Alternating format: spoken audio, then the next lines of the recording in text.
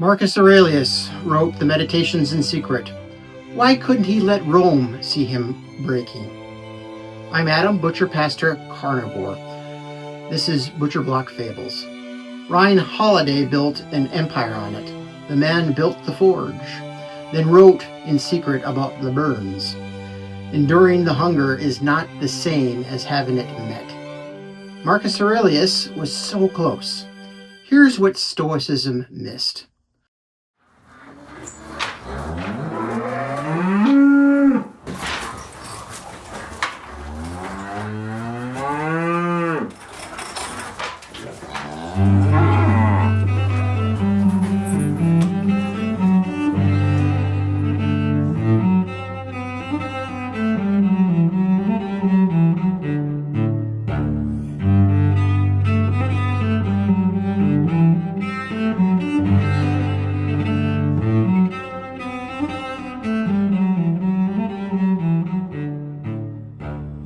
The shop is quiet now. The block has been wiped down. The knives are where they belong.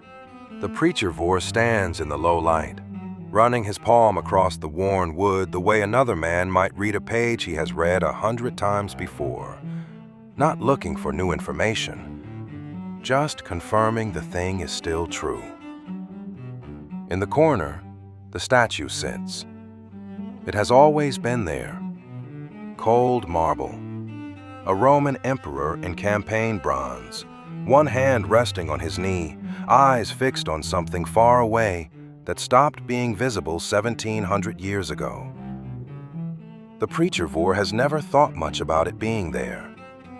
Some things are just part of a shop. Tonight, it speaks. You have been using my language. The Preachervore does not turn around immediately. He sets down the cloth. He turns. Which language is that? Endurance, character, the forge, the obstacle becoming the way. You used all of it last Sunday. You quoted me without naming me. I do not mind. It happens constantly. But I thought it worth noting. The Preachervore looks at the statue for a long moment. Then he pulls up the stool and sits down. Go ahead. I have been thinking about your trifold identity. The butcher, the pastor, the carnivore. I too have carried all three. The Preachervore raises an eyebrow. He does not speak. I made cuts, real ones. An emperor does not theorize about war and death and justice. He decides them without sentiment and lives with what the deciding costs. I shepherded through reason, the logos, the rational thread running through all things. I held it out as a lantern for 20 years while the empire tried to come apart. 2,000 years of men have found their way through darkness with what I left them. And the hunger, I named it. I watched it hollow out better men than me and wrote about governing it every night in the dark so I would not forget what it cost. The shop is quiet. We are, in that sense, the same construction. The Preachervore is quiet for a moment.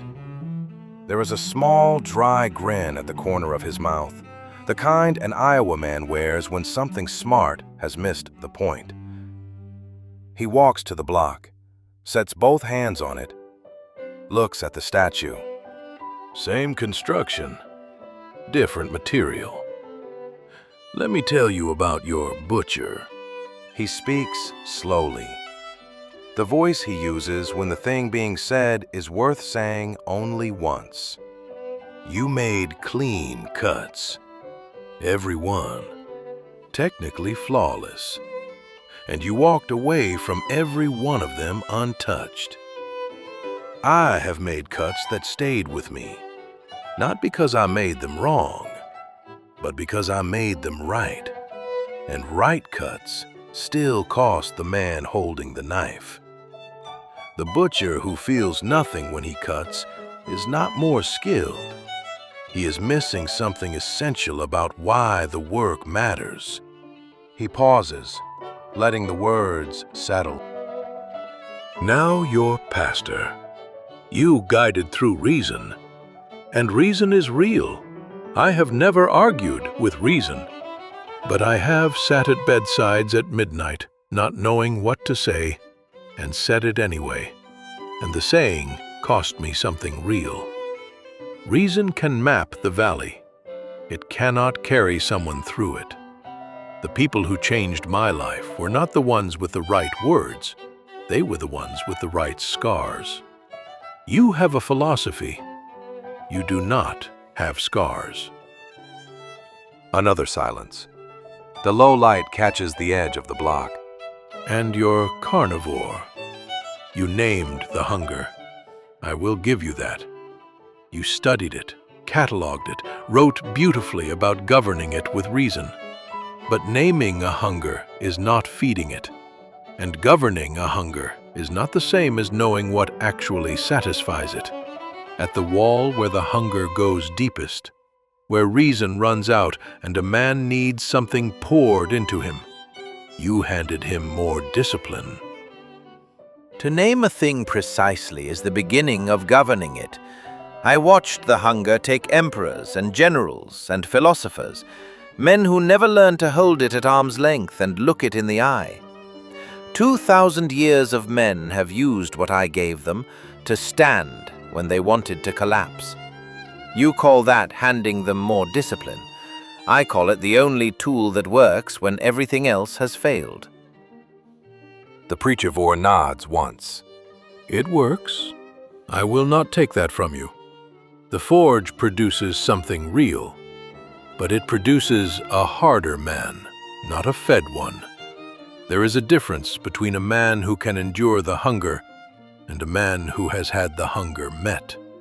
A hungry man does not need a better method for managing his hunger. He needs real meat. You speak of cost as if scale does not matter. I governed 30 million people. A surgeon who grieves his patients cannot operate. A commander who feels every death loses the next battle. That is not sentiment. That is what scale demands. You chose a life small enough to feel everything. I respect that. But someone had to do the work that feeling cannot do. The Preachervore is quiet. He walks to the window, stands there a moment, one hand on the cold glass, the smell of iron and cedar still in the air. The kind of quiet a man holds when something has actually landed. That is not wrong. Someone has to do the work that feeling cannot do. I will not argue with that. He turns back around. But here is what I find interesting. You knew. The meditations, your private journal, never meant to be published. All of it is you writing alone at night about the ways you kept failing to live up to your own philosophy. The most decorated philosopher-king in history, writing in secret about how the forge was not enough. That is the most honest thing you ever did. More honest than the philosophy itself. But you wrote it in secret. You could not let Rome see the gap between the philosophy and the man. You hid the breaking. He is quiet for a moment. There was a shepherd boy, a king by the end of it, who sinned as badly as a man can sin. He saw a woman bathing on a rooftop. He wanted her. He took her, got her with child, and when he could not cover it up the easy way, he sent her husband to the front lines to die. He thought he got away with it. Then Nathan walked in, named it to his face. No exit, no philosophy to stand behind, just the thing he did, sitting in the room with him. And after all of that, after the worst thing he ever did got dragged into the light, he picked up a pen and wrote Psalm 51. Create in me a clean heart, O God. He put the confession where anyone who needed it could find it. Not a private journal, a psalm. his worst moment made into music for every man who would ever need to pray it. You hid your valley. David published his. That is the difference between a philosopher and a poet, between a man who mapped the valley and a man who carried someone through it. The statue is quiet for a long moment. When it speaks, something has shifted in the voice. Nathan had to drag it out of him. The Preachervore goes still. David was caught.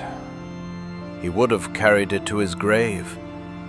But the difference between your David and me is not that he was more honest. It is that he was less successful at hiding. And the psalm, beautiful as it is not evidence of grace. It is evidence of a man with no other option. The shop is very quiet now. The Preachervore does not answer immediately. He picks up the cloth from the block, sets it down again. He is not moving to do something. He is just letting the thing sit the way you let something sit when it has earned the right to sit. You are not wrong about Nathan. But here is the question you just walked past. Who sent Nathan? The statue does not answer. Grace moves first. That is the whole argument. David did not earn the confrontation. It was given to him while he was still hiding, while the lie was still intact and the body was in the ground and he thought he had gotten away clean. The poor came before the admission, before the repentance, before the psalm. Your philosophy says, reach inside yourself, draw on your reason. The obstacle becomes the way because you are strong enough to make it so. But David had no strength left. He had used it all, covering the thing up. What met him in that room was not his own inner resource. It was Nathan, and Nathan was not his idea. You were looking for the poor. You just did not have a name for it yet. And nobody sent Nathan to your door. He stands. He walks toward the corner where the statue sits. He stops in front of it, looks at it directly. The philosophy outlived the philosopher. The teaching walked out of the room. The flesh did not. He pauses. The one I follow, it was the other way around. It was not the teachings that walked out. It was the man. Flesh. Nail marks still in the hands. He stands there a moment longer. Then he reaches out and sets one hand on the cold marble. Warm flesh on cold stone. He does not say anything right away. You got us most of the way there. 2,000 years, that is not nothing. He turns off the overhead light.